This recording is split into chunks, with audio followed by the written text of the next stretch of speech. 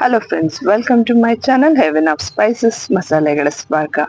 ಬೇಸಿಗೆ ಆಗಿರೋದ್ರಿಂದ ಎಲ್ರಿಗೂ ತಣ್ಣಗಾಗಿರೋಂಥದ್ದು ಏನಾದರೂ ತಿನ್ಬೇಕು ಅಂತ ಆಸೆ. ಅದರಲ್ಲೂ ಕೆಲವೊಂದು ಫ್ರೂಟ್ಸ್ಗಳು ಈ ಟೈಮಲ್ಲೇ ಜಾಸ್ತಿ ಸಿಗೋದ್ರಿಂದ ಆ ಫ್ರೂಟ್ಸ್ನ ಉಪಯೋಗಿಸಿ ನಿಮಗೆ ಎರಡು ಡಿಶ್ನ ಮಾಡಿ ತೋರಿಸ್ತಾ ಇದ್ದೀನಿ. ಒಂದು ಮ್ಯಾಂಗೋ ಮಸ್ತಾನಿ, ಮತ್ತೊಂದು ಫಲೂದಾ ಮಾಡಿ ತೋರಿಸ್ತಾ ಇದ್ದೀನಿ, ರಾಯಲ್ ಫಲೂದಾ.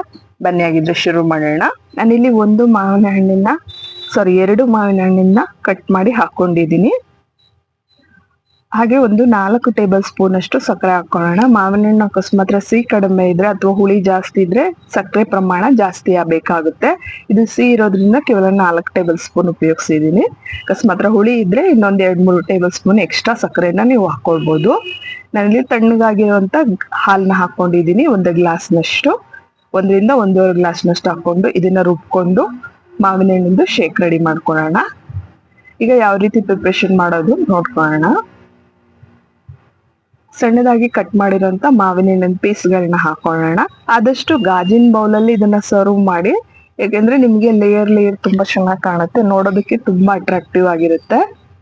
ಈ ರೀತಿಯಾಗಿ ಸ್ವಲ್ಪ ಮಾವಿನ ಹಣ್ಣಿಂದು ಶೇಕ್ ಹಾಕೊಳ್ಳೋಣ. ಆವಾಗಲೇ ಏನು ಮ್ಯಾಂಗೋ ಶೇಕ್ ರೆಡಿ ಮಾಡ್ಕೊಂಡ್ವಲ್ಲ ಅದನ್ನ ಹಾಕೊಳ್ಳೋಣ. ಜೊತೆಗೆ ನಾನಿಲ್ಲಿ ಐಸ್ ಕ್ರೀಮ್ ಕೂಡ ಯೂಸ್ ಮಾಡಿದ್ದೀನಿ. ನಾನು ವೆನಿಲಾ ಫ್ಲೇವರ್ ತಗೊಂಡಿದ್ದೀನಿ. ನೀವು ಬೇಕು ಅಂದ್ರೆ 2-3 ಫ್ಲೇವರ್ದು ಒಟ್ಟಿಗೆ ಯೂಸ್ ಮಾಡ್ಬೋದು. ಸ್ವಲ್ಪ ಟುಟಿ ಫ್ರೂಟಿ ಹಾಕೊಳ್ಳೋಣ. ಇದು ಆಪ್ಷನಲ್, ಬೇಕಿದ್ರೆ ಹಾಕೊಳ್ಳಿ, ಬೇಡ ಅಂದ್ರೆ ಸ್ಕಿಪ್ ಮಾಡಿ. ಹಾಗೆ ಸಣ್ಣದಾಗಿ ಕಟ್ ಮಾಡಿದ ನಂತರ ಡ್ರೈ ಫ್ರೂಟ್ಸ್ ಹಾಕೊಂಡಿದ್ದೀನಿ, ಬಾದಾಮು, ಪಿಸ್ತಾ, ಹಾಗೆ ಗೋಡಂಬಿ. ವೆನಿಲಾ ಫ್ಲೇವರ್ದು ಐಸ್ ಕ್ರೀಮ್ ಹಾಕೊಳ್ತಾ ಇದ್ದೀನಿ. ನಾನು ಹೇಳಿದ್ನಲ್ಲ, ಬೇಕು ಅಂದ್ರೆ ನೀವು 2 ಫ್ಲೇವರ್ನ ಕಾಂಬಿನೇಷನ್ ಮಾಡಿ ಉಪಯೋಗಿಸ್ಬೋದು. ಬಟ್ ಮಾವಿನ ಹಣ್ಣಿಗೆ ವೆನಿಲಾ ಫ್ಲೇವರ್ ತುಂಬಾ ಚೆನ್ನಾಗಿ ಸೂಟ್ ಆಗುತ್ತೆ ಅಂತ ವೆನಿಲಾ ಫ್ಲೇವರ್ ತಗೊಂಡಿದ್ದೀನಿ. ಹಾಗೆ ಮೇಲೆ ಇನ್ನೊಂದು ಸ್ವಲ್ಪ ಮ್ಯಾಂಗೋ ಶೇಕ್ ಹಾಕೊಳ್ಳೋಣ. ಮಾವಿನ ಹಣ್ಣು ಬೇಸಿಗೆ ಟೈಮಲ್ಲೇ ಹೆಚ್ಚಾಗಿ ಸಿಗುತ್ತೆ, ಹಾಗಾಗಿ ಮಾವಿನ ಹಣ್ಣು ಉಪಯೋಗಿಸಿ ಮಾಡಿ ತೋರಿಸ್ತಾ ಇದ್ದೀನಿ. ಹಾಗೆ ಮೇಲೆ ಸ್ವಲ್ಪ ಮಾವಿನ ಹಣ್ಣಿನ ಪೀಸ್ಗಳನ್ನ ಹಾಕೊಳ್ಳೋಣ. ಇದು ಪೂನಾ ಸೈಡಲ್ಲಿ, ರೋಡ್ ಸೈಡಲ್ಲಿ ಸಿಗುವಂತ ಫೇವ್ರೆಟ್ ಡಿಸರ್ಟ್ ಅಂತಾನೆ ಹೇಳ್ಬೋದು.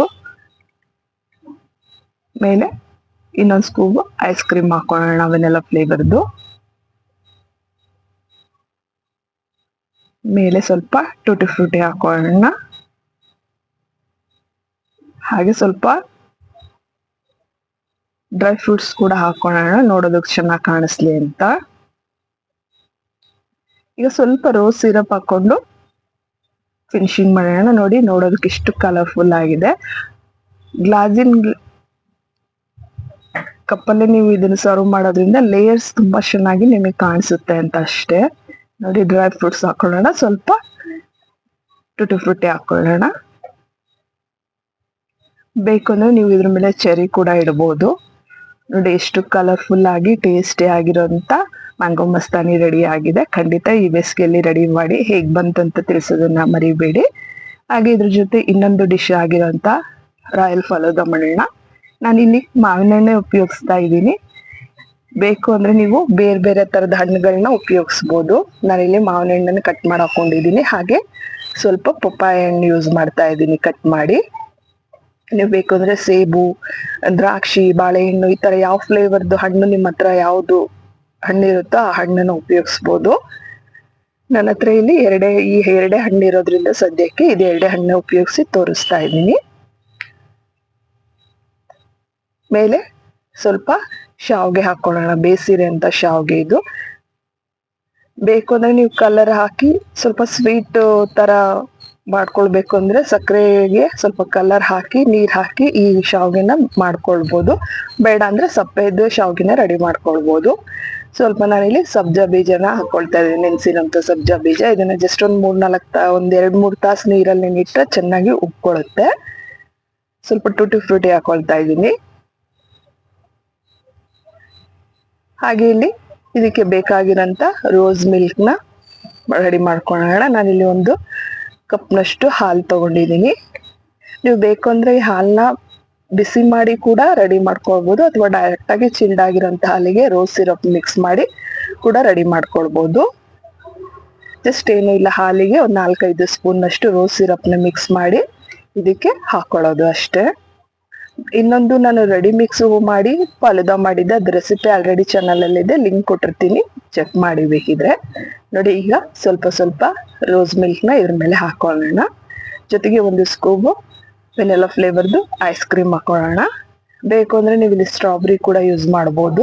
ಹಾಗೆ ಬೇಕು ಅಂದ್ರೆ ನೀವು ಸ್ವಲ್ಪ ಜೆಲ್ಲಿ ಕೂಡ ಯೂಸ್ ಮಾಡಬಹುದು.